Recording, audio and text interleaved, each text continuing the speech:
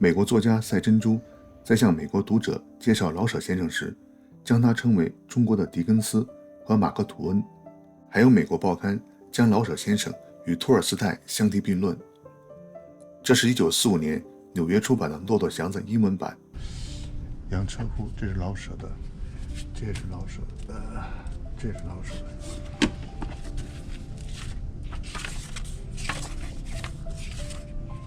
对，老舍。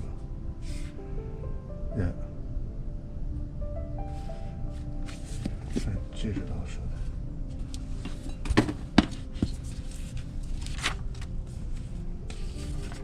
哦，这个是古书艺人，老舍。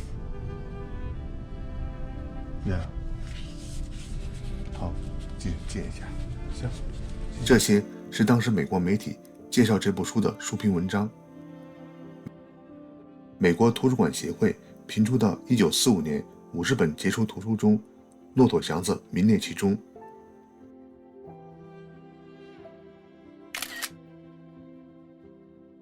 1945年5月，二次大战接近尾声，苏联政府邀请了郭沫若、丁锡林、茅盾等访问苏联。在3个月的访问中，郭沫若等人走访了苏联各大城市，接触到多方面的人。回来后，郭沫若在媒体上以日记的形式广泛介绍了苏联的情况，还出版了《苏联纪行》一书，影响非常大。美国驻华使馆的文化官员和新闻处觉得可以仿效借鉴，决定将以往注重教育、卫生、科技的交流项目中增加文化人士赴美讲学游历。其中主要的推手之一就是后来大名鼎鼎的中国通费正清。1946年1月10日，中央社发布了一条消息，美国国务院决定邀请曹禺、老舍赴美讲学。在启程之前，国内文艺界在重庆和上海都举办了践行酒会，周恩来鼓励老舍和曹禺去为中国人争口气吧，去把中国的文艺，特别是抗战文艺展示给世界。抗战爆发后，从1938年8月到这次应邀访美的8年中，老舍一直流亡在陪都重庆，生活非常窘困。1943年安家北碚，屋子里蚊子老鼠成群，老舍先生曾给北碚的旧居取名为多鼠斋。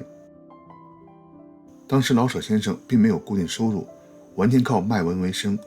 老舍先生女儿曾回忆，父亲每1000字可以换14斤平价米，3000字可以换2斤猪肉。平价米就是夹杂麦子、沙子等杂物的米，质量非常差。老舍先生的身体也非常弱，先后患有贫血、疟疾和盲肠炎等。他曾对朋友说，给我时间和饭，我就能写好的东西，不信咱们就试试。除了生活上的艰苦，还要躲避日军的轰炸。遇到空袭，老舍先生就赶紧用布包好稿件，带到防空洞中。就这样，在重庆期间，每天1000字的产量，很多时候下降到500多字。在重庆期间，老舍完成了著名的《四世同堂》前2部。抗战时期重庆的日子，老舍先生在稍后介绍的纽约公寓里，生动地写进了小说《古书艺人》中。意外接到美国的邀请，老舍开玩笑说是到美国放亲儿，将自己比作一头骆驼，春天到张家口外吃青草换毛，然后马上回来负担更重的东西做长途跋涉。有资料显示，在老舍提交给项目的计划书中，他写道：对支撑美国文化成就的精神有所认识、理解和吸收，哪怕所得微不足道，但对于一个有上千年文明却在民主制度方面仍是一个刚刚蹒跚学步幼童的民族，应该是极有裨益的。在艰辛的国家复兴和建设中，我相信我们需要付出很多，但需要吸纳的则更多。我衷心期望能把在美国学到的一切传递给我的同胞，对促进两国互相理解略尽绵薄之力。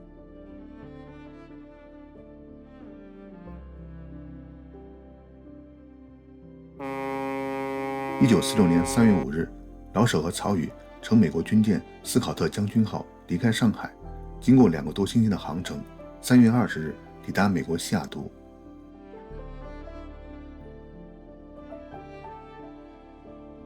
这是网上档案专家袁亨利找到了老舍和曹禺先生的入京记录。老舍当年48岁，职业男，填写的是小说家；曹禺当年35岁，职业一男，填写的是剧作家。作为官方正式邀请的贵宾，访问期间有专人接待，行程安排得非常丰富，住宿饮食都很不错。他们先后到过华盛顿、纽约、科罗拉多、新墨西哥、旧金山等地，还访问过加拿大。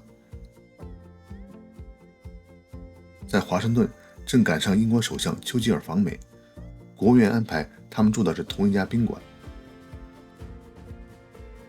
访问的重要工作是讲学，老舍主讲的题目是中国现代小说，曹禺则讲中国戏剧的历史和现状。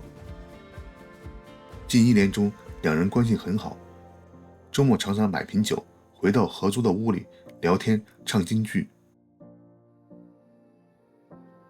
老舍自传中旅美观感一节记下了老舍先生的所见所闻，这些影像是1946年左右老舍和曹禺看到的美国。与曹禺兄从3月20日抵西雅图，至今未得闲散。我是第一次来到美国，到现在止，我只到过4个美国的大城市：西雅图、芝加哥、华盛顿和纽约。在芝加哥停留4天，我感到美国人非常热情、和蔼、活泼、可爱。有一天在华盛顿的街上，我向一位妇女问路，她立刻很清楚地告诉我。当我坐进汽车，关上车门，快要开车的时候，她还极恳切地嘱咐司机，要司机好好替我开到目的地。我也遇见曾经到过中国的美国教授、士兵和商人，这些人对于中国的印象都很好，他们都说喜欢中国人，仍然想回到中国。我们不要听到这种话就受宠若惊，我们应该了解我们自己也是世界人，我们也是世界的一环。我们必须要使美国朋友们能够真正了解我们的老百姓，了解我们的文化。在今天，许多美国人所了解的不是今日的中国人，而是千百年前的唐宋时代的中国人，他们对于唐诗、宋词都很欣赏。但是我也曾看见一位研究中国古画的画家，在他的作品中有一幅画，他把中国的长城画到黄河以南来了，实在令人可笑。中美两国都有爱好和平的精神，中美两国实在应该联合起来。不过要请各位注意的，我所说的联合起来是没有政治意义的，只是说中美两国的文化要联合起来，发扬两国人民爱好和平的精神。我们对外的宣传只是着重于政治的介绍，而没有一个文化的介绍。我觉得一部小说与一部剧本的介绍，其效果实不亚于一篇政治论文。过去我们曾经向美国介绍我国宋词、康熙词评，这最多只是使美国人知道我们古代在文学艺术上的成就，但却不能使他们了解今日中国文化情形。我觉得中国话剧在抗战期间实在有成就，并不是拿不出的东西。这些话剧介绍给美国，相信一定会比宋词、康熙词评更有价值，更受欢迎。不要以为美国人的生活是十分圆满的，在美国全国也有许多困难的问题，比如劳资纠纷、社会不安。我们也要研究他们社会不安的原因，作为改进我们自己社会不景现象的参考。我们不要过分重视别人，轻视自己，也不要过分重视自己，轻视别人。由西雅图到华盛顿，再到纽约，一路走马看花，一共看了2次舞剧、3次广播剧、2次音乐剧和8次话剧。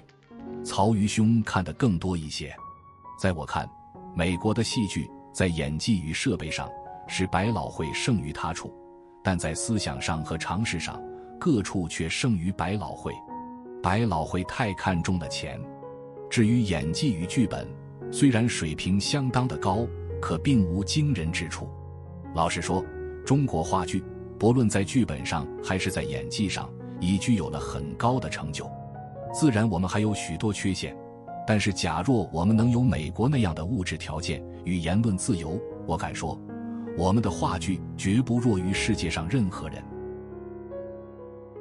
到美国之前，即决定以刹车法应付一切，以免开足马力致身心交败。美人生活以忙著名，而D等身体如重庆之旧汽车，必有吃不消者。但双脚一见美土，刹车即不大灵，如小鱼落急流中，身不由己，欲慢而不能，遂亦随遇而安，且战且走，每每头昏眼花。今天纽约很热，30多度。我背后的就是老舍先生在纽约的住所，西83街118号。这个地方，刚才我也进去了，待会儿给大家放视频看一看。太热了，你看这满头大汗的，啊，就为这个大家应该点个赞吧，谢谢。